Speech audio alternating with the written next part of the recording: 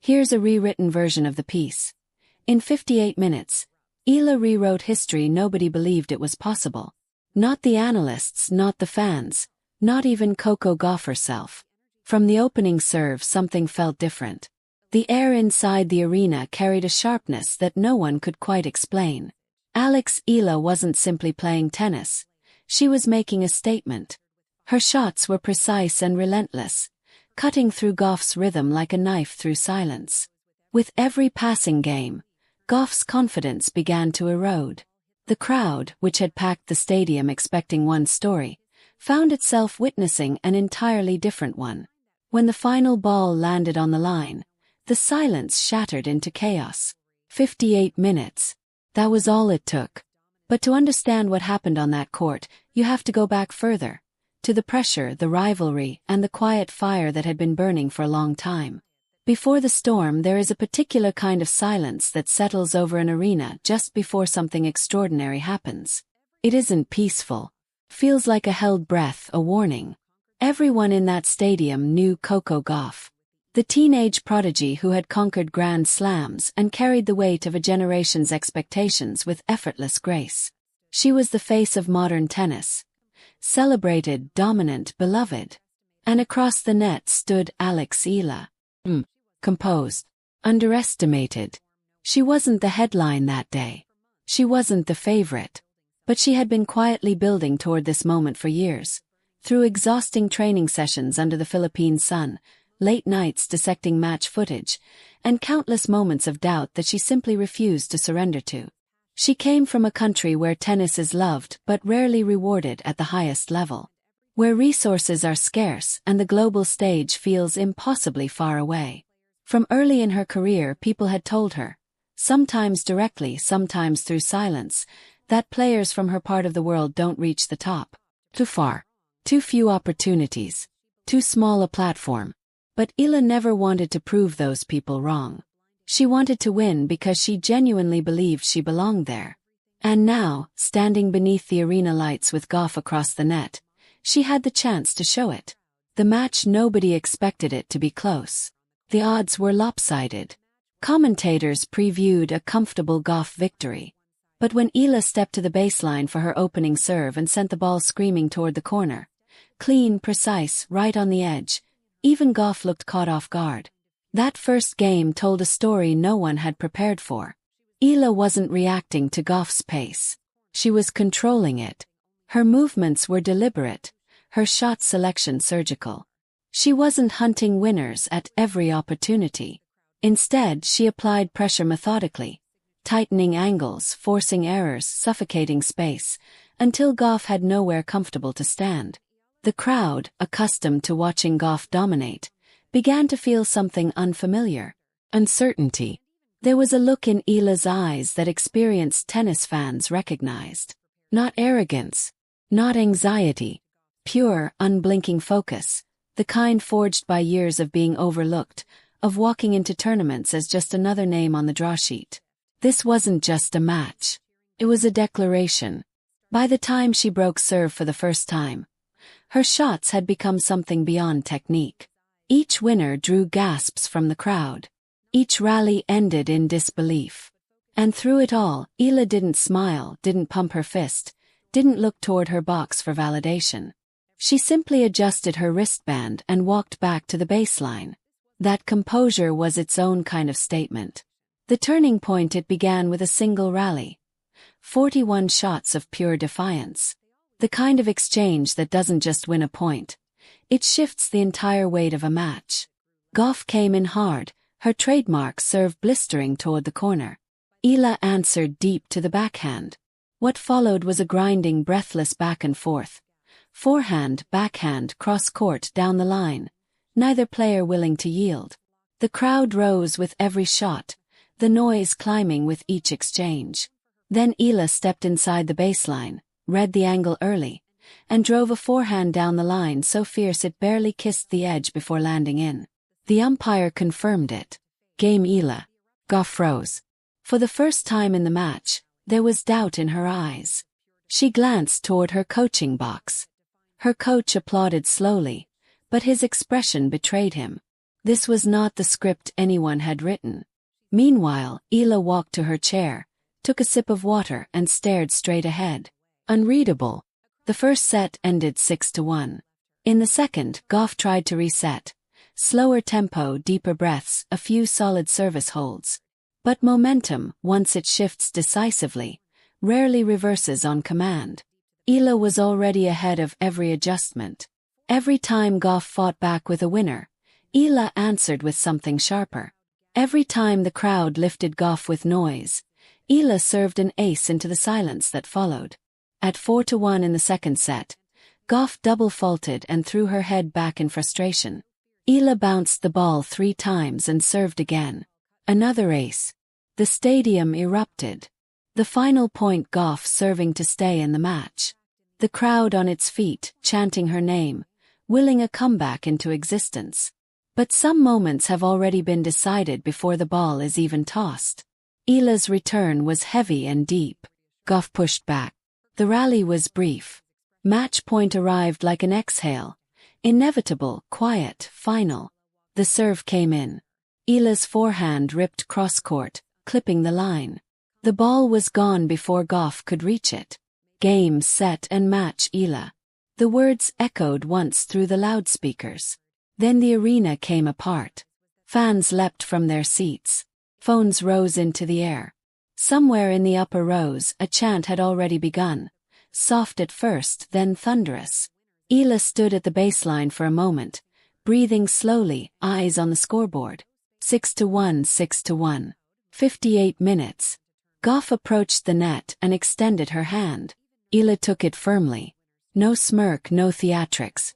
Just quiet, hard-earned respect. Behind her, the crowd was still roaring. And somewhere in that noise was the sound of every doubt, every dismissal, and every underestimation. Finally answered. Sonnet 4. 6 Claude is AI and can make mistakes. Please double-check responses. The aftermath, the cameras caught what words couldn't fully describe. That brief flicker crossing Gauff's face as the final point landed. Frustration, carefully buried beneath the composure of a champion, but visible to anyone paying close enough attention. As Eala walked off the court, the crowd followed her with noise. Her name rose from the stands in waves, as if the audience was still trying to process what they had just seen. She glanced back once, not triumphantly, just quietly, and then disappeared down the tunnel. The arena stayed loud long after she was gone. Gauff sat alone on the bench, towel draped over her head, absorbing the weight of what had happened. For a player who had spent years controlling every rhythm, dictating every narrative, this wasn't just a loss. It was something rarer and harder to swallow. Genuine helplessness. Within minutes, the match had already taken over the internet. TikTok edits of Eala's forehands, slow-motion replays of her cross-court winners, side-by-side comparisons of their body language. All of it looping endlessly across every platform. The caption that went viral was simple. 58 minutes. No mercy. Fans divided immediately. One side celebrated Eala as the future of women's tennis. Precise, fearless, and unlike anything the tour had seen in years. The other side pushed back, calling her performance too cold, too clinical, as if dominance itself had somehow crossed a line. Because when an upset arrives that cleanly, it unsettles people. It forces them to rearrange what they thought they knew. Gauff's supporters offered explanations. Fatigue. Distraction. An off day. But deep down, everyone recognized what had actually happened. This wasn't about Gauff being less than herself. It was about Eala being more than anyone expected. In her post-match press conference, Gauff managed a measured smile. She played lights out, she said. I couldn't find my rhythm today. Her words were gracious, but her eyes carried something else, the distant, still processing look of an athlete whose best hadn't been enough. Then came Eala. Calm, humble, slightly overwhelmed by the size of the moment she had just created. Her opening words were almost soft. I just tried to play my game, she said. I respect Coco a lot. She's one of the best. I honestly didn't expect this scoreline. That humility only amplified everything. Commentators picked apart every word, every pause. Was she downplaying the biggest upset of the season? Or was she simply showing a maturity that most veterans take years to develop? The debate ran on its own fuel. Backstage, whispers circulated about the handshake. Too brief, too cold, depending on who you asked. A short video clip surfaced showing Gauff exiting quickly while Eala turned toward the crowd, hand raised. The internet predictably made it into a story. Headlines appeared overnight. Sportsmanship or shade? Hashtags on both sides trended simultaneously. Comment sections became battlegrounds. Meanwhile, back in Manila, the reaction was something else entirely. Crowds gathered at shopping malls and public courts. Children drew AE initials on headbands in marker. Local news called it the greatest Filipino victory in the modern era of the sport. Her childhood coach, speaking through what sounded like proud disbelief, said, "She always told me she'd beat the best one day. I just didn't think it would come this soon." Through all of it, Eala said nothing publicly. She didn't respond to the critics, didn't engage with the debates, didn't post anything beyond a single quiet line on her social media. "Thank you for believing. More work ahead." And then she went back to training. The truth beneath the score when the noise eventually settled, and all noise does, a clearer picture began to emerge. This wasn't luck. It wasn't a bad day for Gauff or a fortunate bounce for Eala. It was the product of months of meticulous, unglamorous preparation. Her team had spent weeks studying Gauff's patterns before the match. Her serve angles, her footwork tendencies, the emotional cues she gave away under pressure. They built a game plan around patience. Let Gauff initiate, let her attack, then answer when the space opened. Tactical brilliance disguised as calmness. But beyond strategy, what truly separated Eala that night was something harder to manufacture. She didn't walk onto that court hoping to win. She walked on expecting to. When she spoke privately to her coach afterward, her words were straightforward. "I didn't play to surprise anyone. I played to remind myself I belong here." Those words traveled far. Because that was the heart of what people had witnessed. Not just a performance, but a player stepping fully into her identity for the first time. Gauff, to her credit, met the loss with dignity. In a later interview, she offered something genuine. "Matches like that remind you there's always someone out there working just as hard, maybe harder." It's motivation. There was real weight behind the smile. Not bitterness. Respect laced with resolve. Two careers that had intersected once, sharply, and would almost certainly cross again. Analysts began using language they rarely attached to Eala's name before. Not rising star or one to watch. Rive. The asterisk was gone. Sports historians started calling it the Manila Miracle. The statistics were clean and staggering. 18 winners, 4 aces, 6 unforced errors across 58 minutes. But numbers alone couldn't hold what that night actually contained. Because what Eala delivered wasn't just execution. It was a shift in energy so complete that even the crowd felt changed by it. In every sport, certain moments divide time cleanly into before and after. Before this match, Eala was a prospect. After it, she was a presence. Days later, at a small local event, a young fan asked her how she managed to stay calm under that kind of pressure. She thought for a moment, then answered simply, "Because I've already been underestimated my whole life. What's there left to fear?" That line spread further than any highlight reel. Not because it was dramatic, but because it was honest. She had taken every doubt handed to her and quietly converted it into fuel. Every dismissal had become preparation. Every closed door had become a reason to find a different way through.